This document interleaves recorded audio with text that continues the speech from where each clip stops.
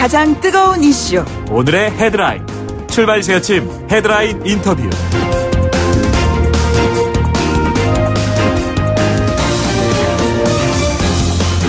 네, 우리나라 젊은이들이 헬조선이라고만 말하지 말고 아세안 국가를 가보면 해피조선을 느낄 것이다. 김현철 청와대 경제부장관이 지난 28일에 있었던 CEO 초청 조찬 간담회에서 한 발언이 있죠. 이날 김 보좌관 발언 두고 말이죠. 빵이 없으면 케이크를 먹으면 될 거 아니냐. 이 말이 앙뚜아네트식 실언이 아니냐라는 비판이 쏟아졌습니다. 야당에서는 김현철 경제부장관에 대한 징계, 경질을 요구했고요. 청와대는 사실상 문책성 사표 수리를 했습니다. 건국대학교 경제학과 최백은 교수와 함께 관련 이슈를 이야기 나눠보도록 하죠. 교수님 안녕하십니까? 네, 안녕하세요. 예, 이 자리에 늘 나와서 좋은 말씀 해주고 계시는데요. 김현철 청와대 경제부장관의 최근에 같은 발언에 대해서 어떻게 생각을 하셨는지요? 예, 아무리 선한 의도를 갖고 있어서도요. 네네. 저는 공직자가 해야 될 표현이 있고 하지 말아야 될 표현이 있다고 생각하는데요. 저는 공직자로서 좀 인식에 심각한 문제를 좀 드러냈다고 보는데요. 어떤 인식이죠? 그러니까 예를 들어서 지금 이제 연령별로 보게 되면 이제 5060 세대라든가 아니면 2030 세대 그다음에 이제 그 업종별로 보면 자영업자 이렇게 결혼을 했잖아요. 네네. 근데 이들의 이제 사실 문제가 이게 일자리 문제예요. 그렇죠? 그렇습니다. 본질이 그렇습니다. 예. 예, 일자리가 이제 그러니까 제대로 이제 없는 문제가 사실 어디서 비롯되어지고 있는 거냐면 제가 이 시간에도 여러 번 이제 지적을 했지만은 우리나라 이제 이 제조업의 위기, 산업 생태계가 지금 그러니까 굉장히 정체돼 있고 이게 약화되고 있는 상황 속에서 생긴 문제거든요. 네네. 그러면 이건 결국 이제 내부 요인이라는 얘기죠. 원인은 그러니까요. 근데 이 내부 원인을 가지고 어떻게 보면 희생을 당한 경제 정책의 실패로 그러니까 희생을 당한 이제 국민들한테 각자 알아서 살 길을 그러니까 헤어나가서 찾아라 이제 이런 식의 이제 그러니까는 그 인식을 보여줬다는 점에서 네네. 공직자가 사실은 그러니까 저는 이게 이 정부뿐만 아니라 과거 정부에서도 이제 공직자들의 이런 인식을 제가 이제 보는 게 뭐냐면요. 예. 제가 이제 이런 식의 비판을 하면 이제 그런 말을 해요. 당신이 하면 더 잘할 수 있냐 이런 식으로 얘기를 해요. 네네. 근데 공직자는 저는 그런 표현을 하면 안 된다고 생각합니다. 공직자는 자기가 국정 운영을 맡았을 때 국정 운영의 가장 핵심적인 문제가 뭔가를 정확히 진단을 해야 되고요. 예. 그다음에 원인을 해결할 수 있는 자신한테 역량이 있는가 없는가를 스스로한테 물어보고 그게 있다고 생각할 때 공직을 수행하는 것이고 없다고 생각하면 그 자리를 맡으면 안 된다고 저는 생각합니다. 네네. 그런데 자신들이 그러니까는 국정 운영을 책임지고 있는 분들이 해결해야 될 과제를 해결하지 못하는 것을 그 책임을 사실 국민들한테 떠넘기는 것이거든요. 예. 이제 그런 점에서 인식에 좀 심각성이 보이고요. 제가 지난해 말에 이제 그 문재인 정부 경제 2기팀 출범하고 하면서 경제 정책 방향이 이제 99%가 이명박 박근혜 정부 경제 정책의 재탕이라고 제가 평가한 바 있었는데요. 네네. 아마 기억들 하실 겁니다. 예. 근데 제가 지난해 연말부터 쏟아져 나오는 정책들을 보면은 제 평가가 정확했다는 걸 사실 입증하고 있다고 생각하는데요. 네네. 근데 이제 기본적으로 이런 정책에 그러니까는 어쨌든 간에 재탕뿐만 아니라 인식까지도 수렴되고 있는 게 아닌가 하는 저는 이런 우려를 좀 갖고 있습니다. 예, 그러니까 단순한 실언이 아니라 기본적인 인식의 바탕 위에서 나온 발언이라고 봐야 되겠네요. 예, 예. 박강서 감독을 언급하면서 물론 이건 성공적인 케이스이긴 하지만 5060에 대해서 이 같은 표현을 한 것이 과연 그렇다면은 그 일자리 문제에 대해서 내부적인 요인 같은 거에 대한 심각한 고민 없이 너무 좀 안이한 그런 해결책을 생각하고 있는 것이라면 자, 앞으로 이 경제팀 어떻게 운영이 돼야 되는 겁니까? 지금 사실 뒤늦게 이제 그러니까 산업 위기를 이제 그러니까는 심각성을 느끼고요. 대통령께서 그러니까는 산업혁신, 그 다음에 이제 제조업 경쟁력 강화 이런 부분들을, 혁신 성장 이런 부분들을 계속해서, 강조하고 이제 있지만은요. 제가 이제 조사한 바에 의하면요. 대통령은 아마 제가 볼 때 이걸 모르고 있을 수도 있을 것 같아요. 지금 대통령께서 지금, 얘기하고 있는 혁신 성장의 내용이라든가 산업정책의 방향들이. 네. 2016년도 말에 박근혜 정부에서 그러니까 산자부에서 그러니까 주도해가지고 만든 산업정책의 내용을 그대로 사실 지금 끄집어낸 겁니다. 네네. 그 당시에 그러니까는 이 박근혜 대통령에 대한 탄핵이 진행되고 있었잖아요. 예.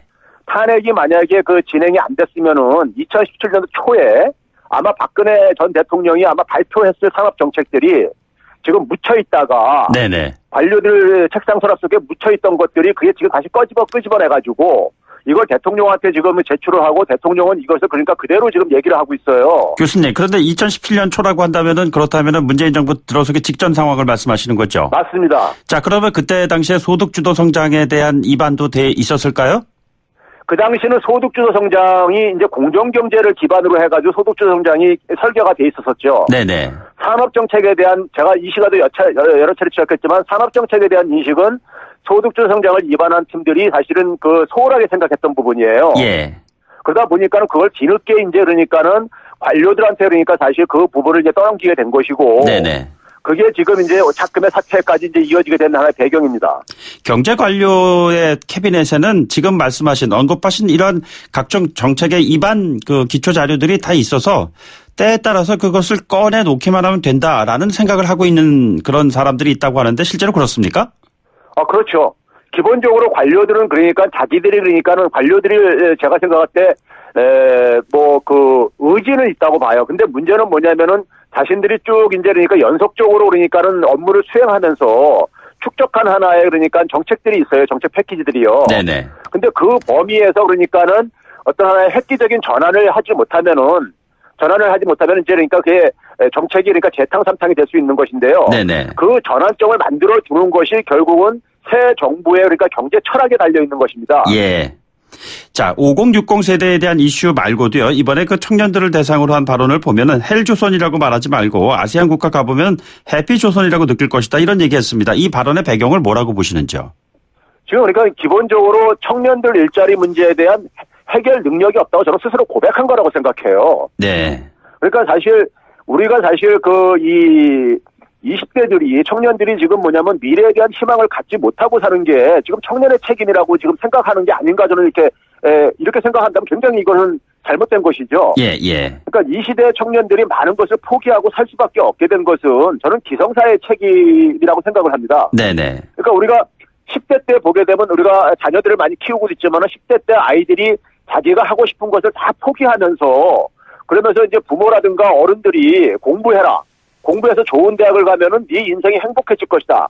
이런 이제 그러니까 그것 때문에 사실 참고선 있게 그러니까 자기가 하고 싶은 걸 다 포기하고 살고 있는 거예요. 예. 그런데 공부를 열심히 해서 좋은 대학을 가고 나서도 자기 그러니까 미래가 취업하는 것이 그러니까 대학교 가는 것보다 더 힘들 정도로 이런 지금 이제 이 희망을 못 갖고 있는 상황은 결국은 기성세대와 기성사회가 그러니까 운영했었던 하나의 사회 운영 방식들이요. 네네. 교육 방식을 포함해서요. 네. 이러한 것들이 지금은 더 이상 그리 작동하지 않는다는 것을 모르고 계속해서 똑같은 정책을 그러니까 이게 청년들한테도 계속해서 집행하다 보니까는 청년들이 변화하는 이 시대에 적응하지 못하는 무능률자를 지금 만들고 있는 거거든요. 예. 그러면 이건 기성사회의 책임인 것이죠. 그러니까 기성사회가 제가 볼 때는 의도하지는 않았지만은 사실 사기를 치고 있는 거예요. 젊은이들한테요. 네. 근데 그런 점에서 이거는 기성세대가 자신들의 무능력을 그러니까 먼저 자기 고백을 하고 거기에 대해서 그러니까 이 문제를 해결하기 위해서 우리가 어떤 지혜를 사회적으로 모아야 되겠는가 하는 이런 문제를 접근을 해야 되는 문제인 것이지. 네네. 이거는 그러니까 젊은이들이 그러니까 좀 더 노력을 해라. 좀 더 그러니까는 국내에서만 찾지 말고 해외 나가라 이렇게 얘기하는 것은 너무 무책임한 저는 생각이라고 생각합니다. 네, 근데 기성세대들에 대한 책임을 묻는 가운데에서도 보면 기성세대도 또 부류들이 있지 않습니까? 좀 더 여유가 있는 세대와 또 그렇지 못하는 세대로 좀 나뉘어 있는 것 같은데 자영업자 같은 일을 하는 기성세대들은 사실상 참 어렵기가 그지없는데 한국 식당들이 왜 아세안에 뉴욕이나 런던에 안 나가느냐 여기에 경쟁하는 것보다는 밖으로 나가면 소비시장이 훨씬 더 성장할 텐데 라는 그런 얘기를 했습니다. 자, 이것 역시 좀 마찬가지 아닙니까? 그렇죠. 이제 김현철 전 보좌관이 제가 의도는 알겠습니다. 근데 이게 이제 자영업자들의 어려움의 이제 가장 핵심적인 문제는 과당 경쟁이거든요. 네네. 그러니까 지나치게 많다 이거죠. 특히 이제 음식업 숙박업 이런 이제 영세 자영업종 같은 경우는 너무 과당 경쟁이 심하다 이거죠. 근데 과당 경쟁 문제도 근본은 뭐냐면은 산업 위기로 생긴 그러니까 일자리 부족 문제인 거예요. 네네. 그러니까 자영업의 진출이 그러니까 자기가 하고 싶어서 하는 것보다는 강요받아서 진출하는 것이죠. 네네. 먹고 살 길이 없다 보니까는요. 그렇죠? 네네. 그러면 결국은 일자리 문제를 해결을 해야 되는 거예요. 해야지만 이 문제는 풀릴 수 있는 것이죠. 예. 선진 국가들이 그러니까 자영업의 과당 경쟁 문제가 그러니까 존재하지가 않잖아요. 네네. 거기 산업 생태계가 건강하다 보니까는 사실 자영업이 적정한 그러니까 수준에서 그러니까 이게 유지가 되고 있는 거라고요. 예. 근데 이게 이제 그러니까 대통령을 보좌하시는 분들이 그런 일자리 문제를 제대로 해결할 수 없다 보니까 없는 상황 속에서 그 상황 속에서 이 문제를 경제 주체들한테 지금 책임을 떠넘기고 있는 거죠. 어떻게 보면요. 예. 그런데 그 발언의 선이라는 전제를 좀 달고 얘기를 하는 걸 보면은 신남방 정책에 대한 평가도 사실은 좀 중요하지 않나라는 생각이 듭니다. 무조건적으로 우리가 이것을 부정할 것만이 아니고요. 어떻게 평가하시는지요?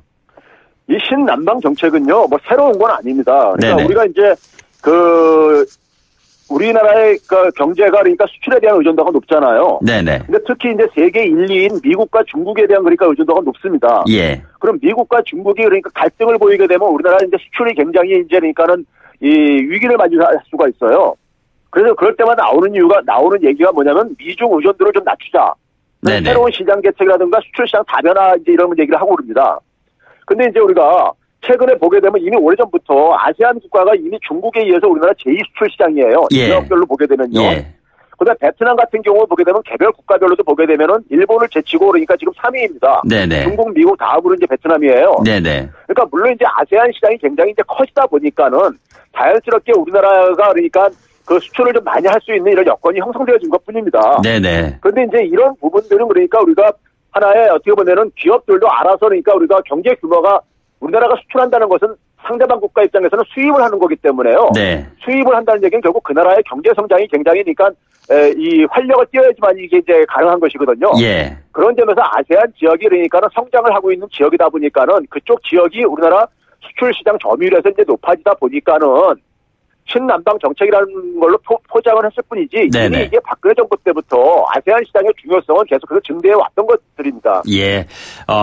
뭐 연관된 이슈라고 생각이 됩니다만 그 국내 문제를 해결하기 위한 사회적 대타협 기구라고 할 수가 있는 경사노위, 이 경사노위의 민주노총 참여가 결국에 불발이 됐습니다. 참여가 불발된 배경을 교수님께서는 어떻게 보고 계시는지요? 이 참 안타까운 일인데요.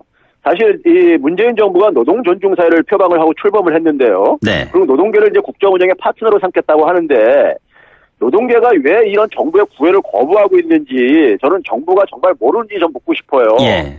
정부가 저는 이제 우리 사회 일각에서도 이제 많은 국민들이 뭐 귀족 노조다 해가지고 이제 그러니까 이 그 민주노총이라를 중심으로 해가지고 이제 비난을 하는 경우들이 많이 있는데 근데 사실 지금 노동계에서 입장에서 봤을 때는요.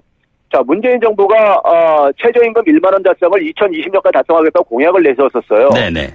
근데 사실상 그거는 이제 물 건너갔단 말이에요. 예. 거기다 노동계에서는 뭐냐면 이게 임기 내는 혹시 가능할까? 임기 내라도 가능할까? 이런 의구심을 갖고 있어요, 지금요. 네네. 거기다가 이제 근로시간 단축을 하겠다고 했는데 결국은 이제 그 탄력 근로제 도입과 확대를 하면서 노동자들 입장 속에서 실질 임금이 후퇴하는 이런 이제 그 우려가 생기고 있단 말이에요. 예. 근데 이런 문제들에 대해서 그러니까 사실 공약의 후퇴라든가 그다음에 이제 실질적으로 그러니까 약속했던 부분들이 후퇴하는 부분들에 대해서 정부가 사실 거기에 대해서 그러니까 노동계를 좀 설득하려고 하는 노력들 그다음에 네네. 이제 거기를 어떻게 이제 그러니까 그것을 추진하겠다는 것에 대한 이런 좀 이제 좀 약속들을 좀 보여주면서 이 참여를 시켜야 되겠죠. 네네. 그리고 이제 노동계도 이제 그러니까 아무래도 문재인 정부가 과거 이명박 박근혜 정부보다는 노동계를 그러니까는 하나의 파트너로 생각하기 때문에 가능하면 저는 그러니까 참여해가지고 네네. 저는 자신들의 목소리를 좀 내야 된다고 생각을 해요. 네네. 노동계는 이제 물론 이제 정부가 자신들을 들러리로 이용하는 게 아닌가 이런 이제 의구심을 갖고 있다는 걸 저는 이해를 하지만은 예. 그럼에도 불구하고 들어가서 목소리를 저는 내야 된다고 생각합니다. 예. 어쨌든 대화를 시작해야 된다는 말씀이시죠? 예. 예. 그리고 짧게 평가를 좀 하나 부탁드리겠습니다. 정부의 예비 타당성 조사 면제에 두고 비판이 좀 거센 것 같습니다. 교수님께서 어떻게 평가하고 계시는지요? 제가 지난해 말에 어느 일간신문에다가 이제 실언 쓰면서 그런 표현을 썼습니다. 목마르다고 우리가 양잿물 마실 수는 없지 않느냐 네네. 이런 표현을 썼었거든요. 네. 지금 이제 정부가 지금 너무 초조해하는 것 같아요. 지난해 이제 건설 투자가 이제 마이너스 4% 기록하면서 성장 기여도가 이제 마이너스 0.7%나 이제 깎아먹었어요. 성장률을요. 예. 여기에 논란이 이제 정부가 이제 단기 경제지표 관리 차원 속에서 이제 이걸 이런 조치가 나오지 않는가 생각이 드는데요. 문제는 뭐냐면 지역균형 발전으로 이렇게 포장을 했는데 도로라든가 철도 건설한다고 해서 지역 경제가 발전한다? 이거는 제가 볼 때 3살 먹은 어린애한테 통할 얘기입니다. 네. 지금 지역 경제가 붕괴되고 있는 것은 지역 경제 거점 도시에 있는 창원, 울산, 무슨 광주, 그다음에 군산 이런 데 그러니까 주요 제조업들이 붕괴되면서 생기는 문제들인 거예요. 예, 예. 그럼 산업 경쟁력이 그러니까 지금 약화돼서 생기는 문제인데 거기다 도로 하나 더 간다고 해가지고 그 지역 경제가 다시 활성화될 것 같습니까? 네네. 이건 제가 볼 때 너무 저간 얘기고요. 예. 문제는 이게 일본에 실패한 것을 고스란히 반복하고 있다는 점입니다. 네. 일본이 90년대 초에 자산시장의 거품이 붕괴되면서 당시에 일본이 1인당 국민소득이 3만 달러가 조금 넘었었어요. 예, 지금 예. 우리가 똑같죠. 그 당시에 일본이 구조조정보다는 산업 구조조정보다는 대개 이 토목건설을 해가지고 엄청난 그러니까 경기 부양을 시도를 해요. 근데 하나도 효과를 못 보고 국가 부채만 급증하게 됩니다. 네네. 근데 그 지금 실패를 지금 그대로 지금 반복하려고 하는 저는 우려를 지금 금할 수가 없는 건데요. 알겠습니다. 이 토목건설 사업 가지고 그러니까 일자리가 안 만들어집니다. 기본적으로요. 예. 3만 달러 국민소득 시대에서는요. 예. 그런 점에서 이제 마중물 효과를 못 낸다는 얘기죠. 네, 교수님, 이 예타 조사 면제 관련된 이슈는요, 별도의 그 이슈로 잡아서 교수님께 한번 말씀 듣는 시간 준비하도록 하겠습니다. 오늘 말씀은 여기까지 듣도록 하겠습니다. 고맙습니다. 네, 감사합니다. 네, 지금까지 건국대학교 경제학과의 최백은 교수였습니다. 1부 마치고 2부에 돌아오죠.